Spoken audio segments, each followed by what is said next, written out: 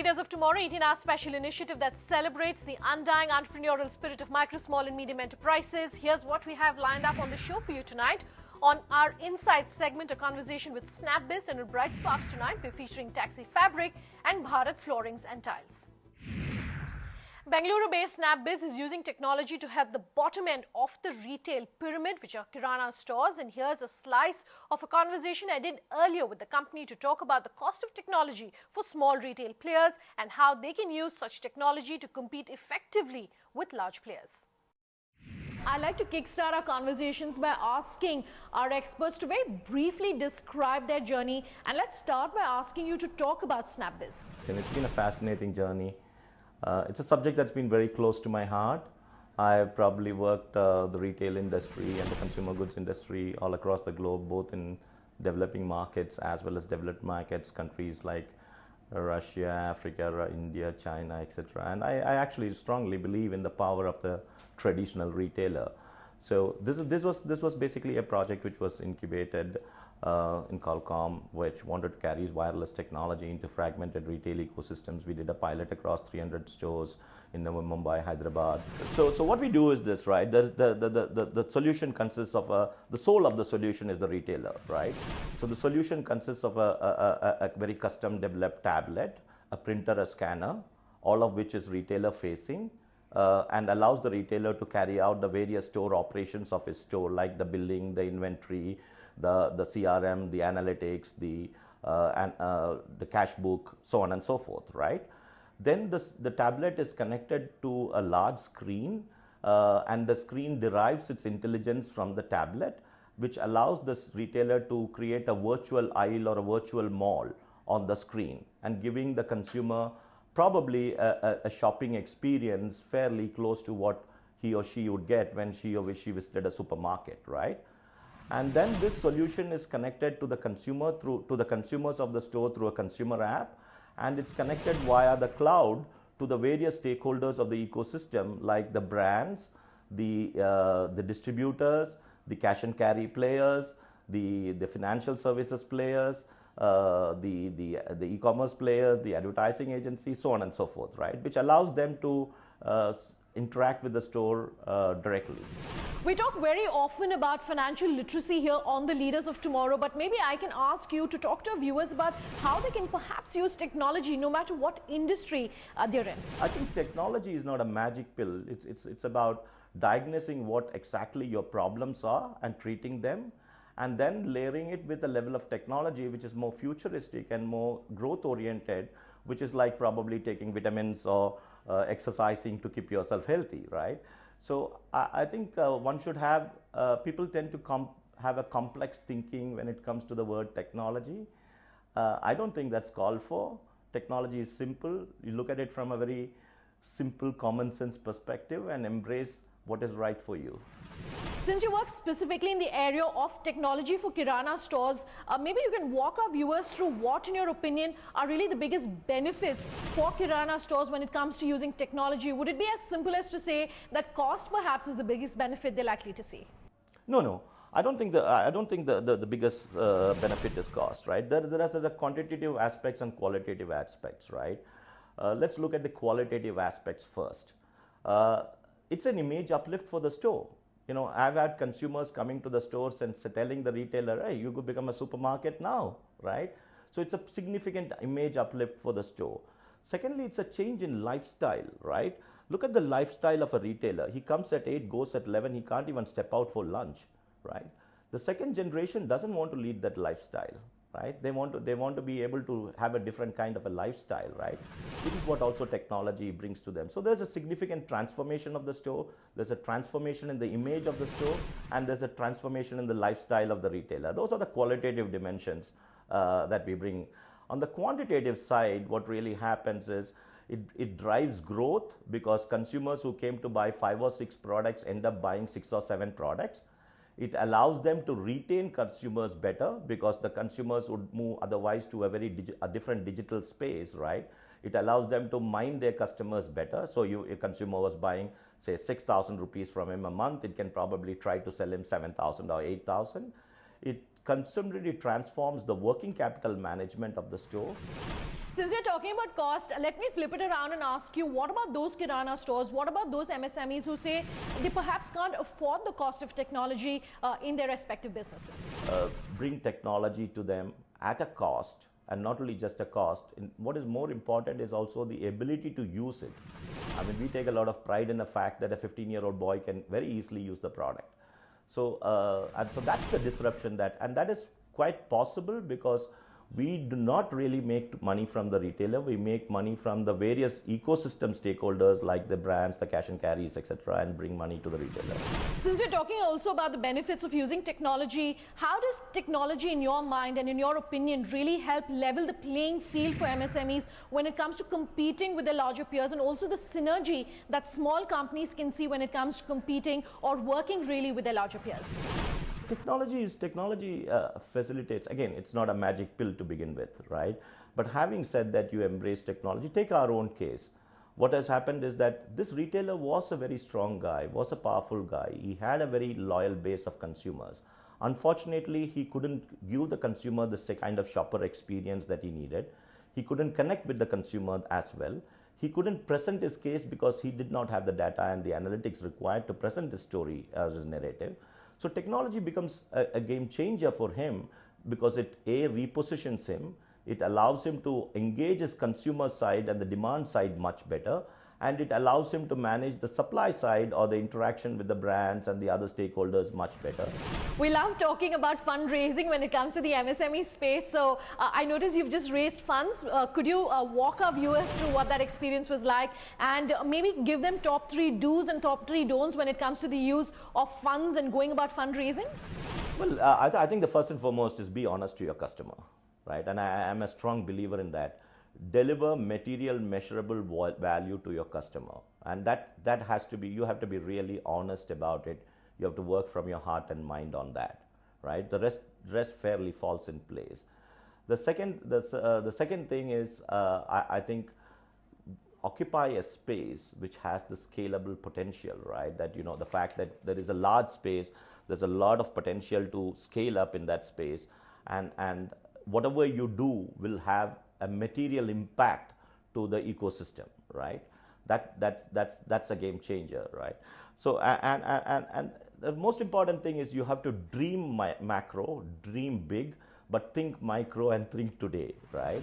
As we end this conversation, maybe you can tell us what the next few years are looking like for you at SnapBiz. The good thing is in the last 1 year or last 9 months to 12 months, we have moved from being a good to be on platform to a must to be on platform, right?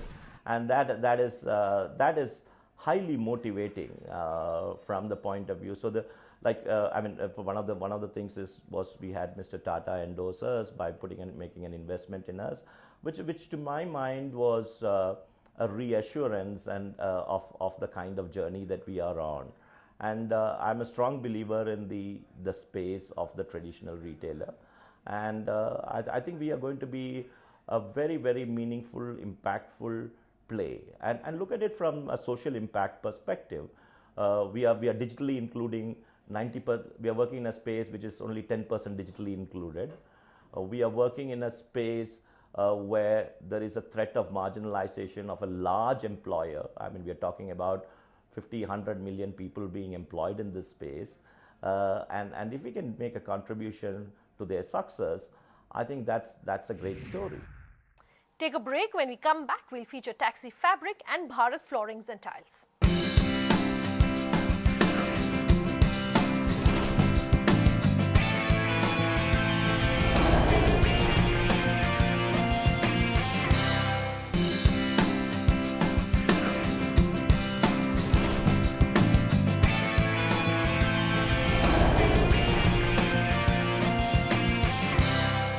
Back with us here on The Leaders of Tomorrow. Tonight on Bright Sparks, we're featuring Taxi Fabric and Bharat Floorings and Tiles. Paintings and art on walls of a city tend to become the common thread that connects the city and its people. Who would have thought then that public transport of cities could be transformed into art, resonating with the local spirit too? Taxi Fabric's founder, Sanket Avlani, did just that and made visual treats out of everyday commutes. Shubhangi Sinha caught up with him to bring you tips on making a mark in the Indian design industry. Take a look. Race course के बाजू में रहता हूँ मैं, और ये choice मैंने किया इसलिए रेस कोर्स के बाजू में रहता हूँ, महालक्ष्मी के पास। और गाड़ी जब बन के तैयार हो गया तो बहुत से कस्टमर देखा और बहुत खुश होता है कस्टमर, बोला बहुत अच्छा सीट बनाया तुमने, और कस्टमर खुश होता है तो अब हमको भी खुश लगता है। For most of us hustling in metro cities to beat traffic and make our destination in time, taxis and autos are simply a means to an end. For the drivers, on the other hand, their vehicles are a way to make ends meet. And for one passionate designer, these taxis became his canvas. Mumbai-based Taxi Fabric has been revamping these rides since 2015 and adding a dash of art to otherwise mundane daily commutes. We've all heard of wardrobe makeovers, but not of a taxi makeover. This concept is quite interesting, Sanket. What was the inspiration behind this art project? So, I mean, it all has been very gradual, right? It was never like that one idea sort of coming to me all together. It all sort of started with me trying to just look for ideas that I could sort of give shape and form. I was working as an advertising art director back then. So yeah, in one of those really long sort of journeys from to and fro from work, stuck in traffic, having nothing to do, started taking photographs of these seat covers inside local taxis in Bombay. Over a period of time, after documenting a lot of them, it felt like maybe it was not the same for everyone else. While I was looking for an idea, while I was looking for design to be present in these spaces, maybe people were not tuned to that. It was like a blind spot. So yeah, just felt like we could, do it ourselves. So it was me discussing this idea with a bunch of friends who were also designers at the time, and it all felt that at the time it felt really like cool to do. So we started making a few patterns, designing it ourselves. When you were just starting out, how did you find these taxi drivers who perhaps wanted a makeover for the taxis? Initially it was all like, why are you wasting your time? Who is going to even care? But after doing a few of them, word started spreading that we do like free makeovers. Like for them it was that. So they started showing up, or they agreed to do it because it's a very small and strong community. So they all talk to each other, and it was from one taxi driver to another, right? Them talking to their relatives and getting to know, taking the taxi home, showing it to family and all of that. And also sort of realizing that what it is doing to their daily rides and commutes. All of this, I think, got like a bunch of them excited. So it was never a challenge to sort of convince them, but it was always a challenge to explain why we were trying to do something like this. Once you've found a taxi driver or a client who's looking for a customized look to his ride, what is the design process like? It's very individualistic, right? So it works both ways. One is we try and pair, like a designer with a taxi driver, which is one of the first things that we try to do. Like initially, that's how we started, by talking to taxi drivers. And so the first set of designers, almost all of them ended up talking to the taxi driver, trying to just have like a small conversation, about anything, like very random, about what you like to do and where do you like to go, what's your favorite spot in Bombay, and those kind of questions. And more often than not, you'd sort of come to some kind of a common liking of the designer and the taxi driver. Could be anything, like a cutting chai or like rains or stuff like that. And then that abstract, whatever that one thing is, was then expressed by the designer. In some cases, we also meet designers who already know absolutely what they want, and then the taxi drivers are sort of more than happy to take it on and understand it. Making waves in the design industry, Taxi Fabric has been able to capitalize on their unique ideas through collaborations with companies like Google. The company also associates with multiple causes to transform taxis and autos into what could only be called art on wheels with socially relevant messages. Now you've designed taxis, auto rickshaws and cycle rickshaws. That's quite a variety of things. Would you say that it's necessary for companies in the design space to be able to diversify, or are they better off finding a niche? I feel that design is not even, sort of fully flourished as an industry in India. When you compare those margins and numbers with, design markets or industries abroad, it's not even recorded anywhere. There is no sort of data for it. The demand of design is only on the incline, right? After startups, after people, beginning to receive projects like ours or like the street art project and see the need for it. So it is all driven by brands. This entire industry, at least for now, is driven by brands and by these culturally aware brands.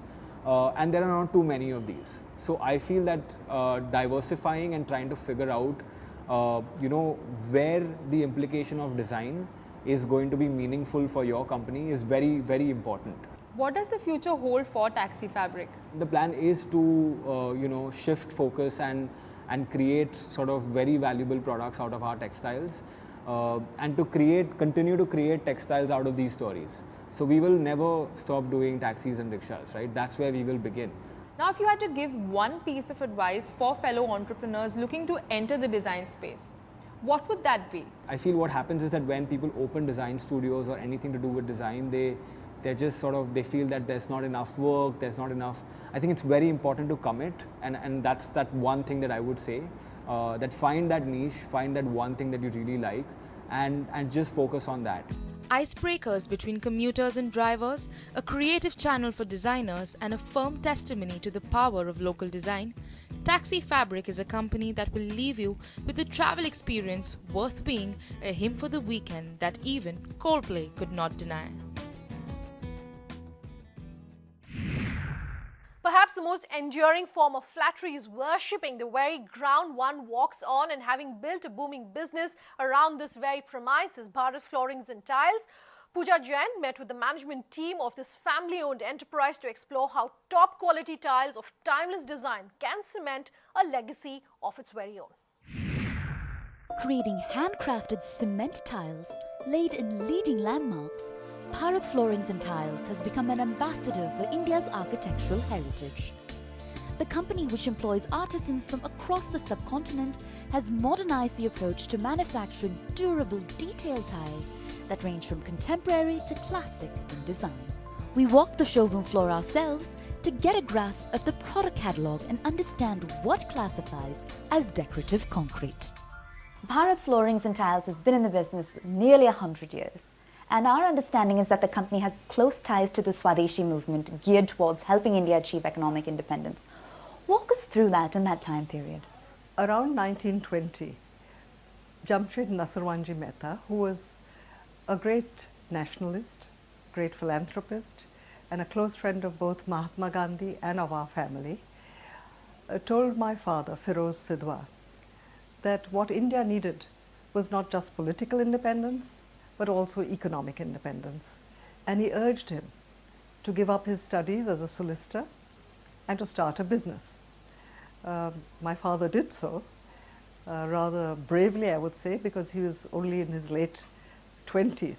When he started, he had some old sheds that belonged to the family, but no electricity, no water, no road transport, and no money. But he had a vision of making tiles that were equal to the world's best. He named the company Bharat Flooring Tile Company as part of the Swadeshi fervor. Not only did the people like the Maharajas order Bharat tiles for their palaces and other royal residences, but even the British were using Swadeshi tiles. So flooring and tiling is an aspect of decor that's described as an art and a science. What makes it so, and how do you manage the competing dynamics there? Well, the art starts right from the time of conception. Earlier it was artists at drawing boards, and now we've got the science of computers. But the art also goes into the manufacture, because there is a skill in how the colors are to be filled into the mold. There's a skill and a science in the blending, which is the science of creating a floor that will look beautiful over decades. The shelf life of flooring and tiles extends well beyond the design phase to installation and maintenance. How involved is the company in that regard? Well, we do believe that we're not just creating tiles. we are creating flooring delight, or at least flooring satisfaction at the least. And this is only possible if you are engaged with every stage of the floor. And so we set up a sister company, Gaia Contractors, which has got craftsmen who have been trained for decades, some of them, in the skills of installation, of polishing, so that the beauty of the floor comes out without damaging the floor. As a third-generation family business, how has the company been able to leverage the experience accumulated over generations to enter parallel business lines and expand? The wonderful team of people that we have, which has been with us for decades, from the management down to the workers, they play an important role in this too. And so we have gone into many lines which are close to but allied to our business. For instance, wall claddings. We have revived the art of in situ flooring, which is to create floor art on the customer's site itself rather than just provide tiles. There's also micro topping, which is where you put a thin layer of cement on an existing floor. And we have always been an eco-friendly company. One of my delights is the fact that we are now reversing Swadeshi. Clients today are becoming increasingly sophisticated, and their tastes are, of course, incredibly personal. So what customization options do you offer them, and has this proven to be cost effective? I would say it's at the very heart of our business. Every floor is custom designed. Our whole approach to flooring is to understand what is the customer dreaming about, what is the ambience that the customer wants. And it's not only just one person in the family. Sometimes we have 3 generations, and it's a challenge, but it's a very, I would say it's one of our USPs, that we can work with the customer and help them to find something that all 3 generations will relate to. And therefore, what is very significant is that we have customers who are in the highest niches of society and could very well change their floor every year if they so wished, but have in fact retained the floor across generations. And for us, it is expensive to customize. It's very expensive to customize from the various stages of design to manufacture.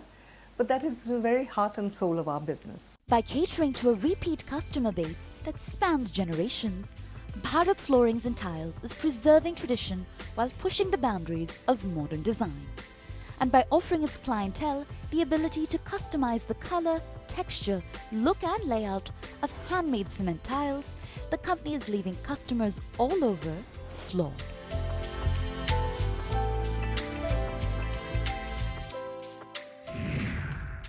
That's a wrap then on this episode of The Leaders of Tomorrow. Today we've brought you tips on how you can perform in the retail space. If you're an MSME retailer, if you have anything that you would like to tell us, do get in touch with us at leadersoftomorrow@timesgroup.com. You can reach us on social media using the hashtag LOT. You can tweet at me personally at Sunanda_J or call us on that number you see flashing on your screen.